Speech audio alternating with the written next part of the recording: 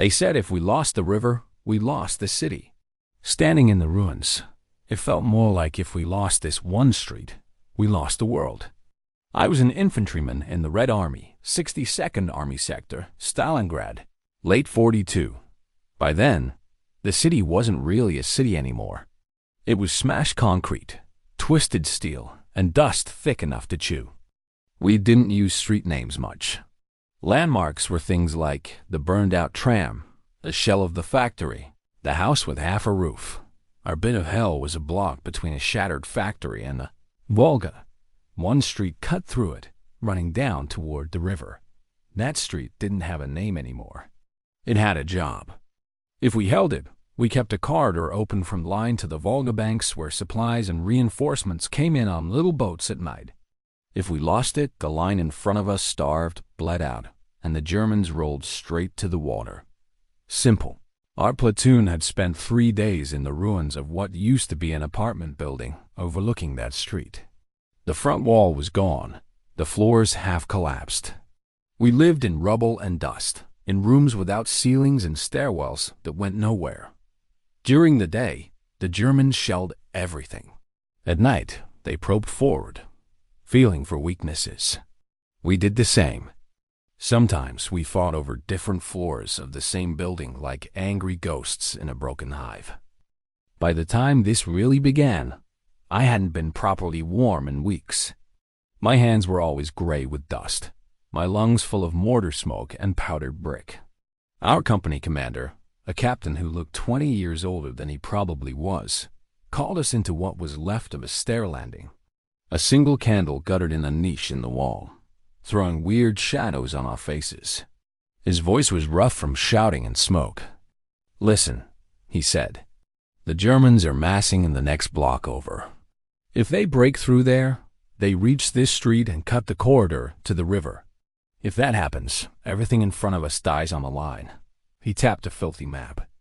"We have one reserve squad in the factory. That's it. The rest are already fighting. We need more men on this street, more ammunition in the front positions.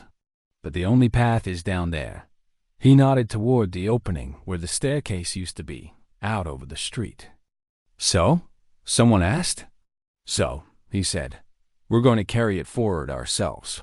That we turned into 8 of us. Our job sounded simple. Take crates of ammo, grenades, and a box of anti-tank charges from the factory ruins, cross the open street, and get them to a forward strong point in a smashed warehouse that was anchoring the line. The problem was the street. It was 30, maybe 40 meters across.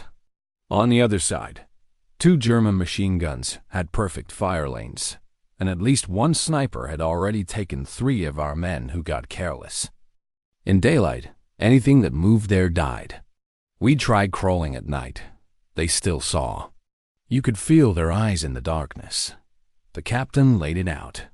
"We go when the next bombardment hits," he said, "in the dust and smoke. We move in twos, spread apart. Anyone left standing keeps going. Do not stop in the open. If you fall, you crawl. I don't care if you crawl with your teeth." He looked at each of us in turn.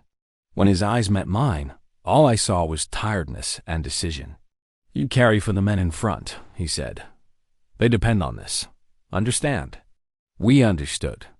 We strapped crates to our backs, loops of rope cutting into our shoulders, grenades in our pockets, spare belts draped around our necks like miserable scarves.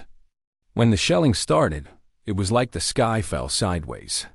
German artillery hammered our block, the factory, the street, everything.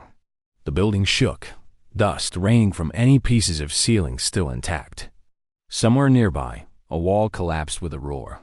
"Get ready," the captain shouted over the noise. "We go at the peak when they're deaf and blind." Shells landed closer. The pressure pushed in on your eardrums, on your chest. The roar became one long note of destruction. "Now," he bellowed. We ran.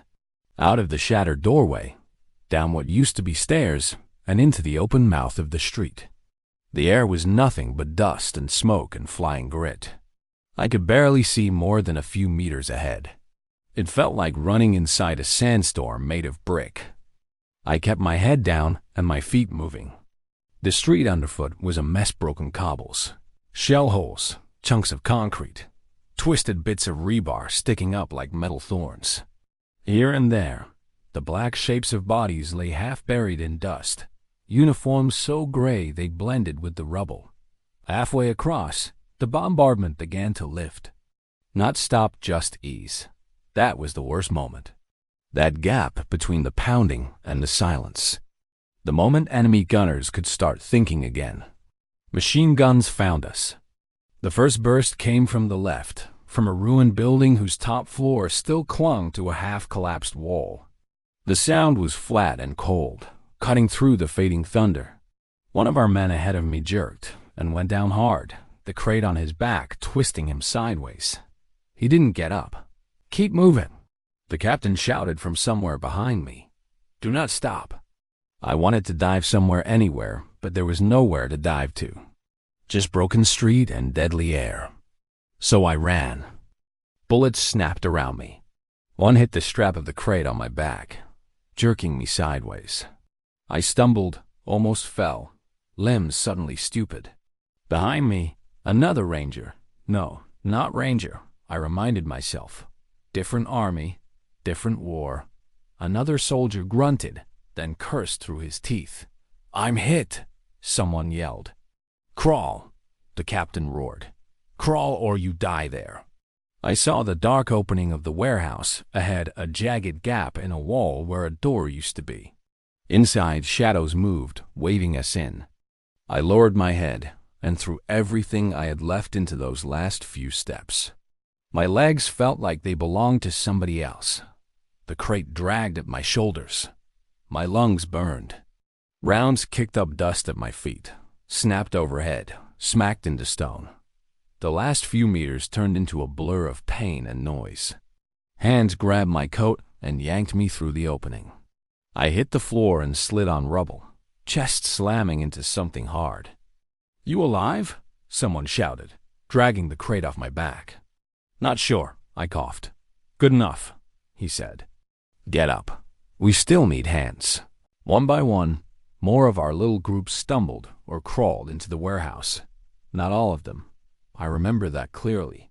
Not all. The warehouse itself was gutted. Sun, or what passed for it, came through holes in the roof. Rubble piles formed crude firing positions. Through gaps in the walls, you could see pieces of the street, other ruins, a sliver of the river's dull gleam at the far end. The men already holding the place looked like they'd been carved from the same dust as the walls. Eyes red, faces gray, uniforms shredded. "You brought us gifts," one of them said, cracking a grin when he saw the ammo crates. "We were told you were greedy," our captain answered. "We got to work." Ammo was passed forward to firing positions. Belts fed into machine guns that had been down to their last handful of rounds. Grenades were distributed like candy you hoped you never had to use. I ended up on a broken loading dock that faced what used to be a courtyard and now was just a crater with ideas. Across it, the Germans had dug in among the ruins of some sort of office building. You couldn't always see them, but you could tell where they were from where the bullets came from. Our machine gun rattled in short bursts, chewing at the edges of their positions. Snipers took shots through cracks and holes. The enemy did the same. At one point, a German voice shouted from their side, too far to understand the words, but close enough to hear the intent. Our sergeant shouted back something obscene in Russian and German mixed. The fighting settled into a rhythm built from small things. A machine gun burst. A grenade lobbed across a courtyard. A man taking a shot and dropping back before the answering fire stitched the wall. The thump of a mortar somewhere behind us, then the crash as it landed too close to either side. Somewhere in the middle of that, a runner panted into our position. "The Germans are pushing harder 2 blocks up," he said. "We hold here or they roll the flank." Our captain gave a tired half laugh. "They can try," he said. We paid for this street already. By late afternoon, the smoke turned thicker, more brown than gray. The air tasted like metal and old fire. My throat felt like I'd been eating dust for years. The Germans made one big push just before dark. They came across the crater in two waves, one across the middle, one trying to slip around the side. Machine guns covered them, chattering from multiple ruined windows. Grenades! Our sergeant yelled. Save ammo for the second wave. We waited until they were close enough that I could see the expressions on their faces through the smoke, young, old, all of them tired. Then we threw. Our grenades arced out, low and flat. Someone with a captured German stick grenade sent that in too. The explosions turned the crater into a boiling mess of dirt and bodies. The second wave still came. They made it into the bottom of the crater, some pressing up against the wall of the warehouse. One tried to toss a grenade through our gap. A man next to me shot him 3 times, the last round so close I could see the muzzle flash in the corner of my eye. For a few seconds, it was close, too close. Shooting almost straight down, scrambling to keep them from getting a foothold at the wall, everyone shouting at once. Then their fire started to thin. One by one, they pulled back, dragging what wounded they could, leaving others in the pit. Night fell like someone turned down a dirty lamp. The shooting didn't completely stop, but it dropped to scattered cracks and the occasional stutter of a machine gun. We passed word back along the ruined rooms. Street is still ours, someone said. For now. Later, sitting with my back against a broken pillar, I looked through a gap where part of the wall had fallen away. I could see a thin strip of the Volga, dark and slow. Somewhere down there, boats were still slipping across at night, bringing up ammunition, taking wounded back. The captain slid down beside me, wincing as his knees complained. You see that? He asked, nodding at the street outside, now a darker shadow among shadows. Hard to miss, I said.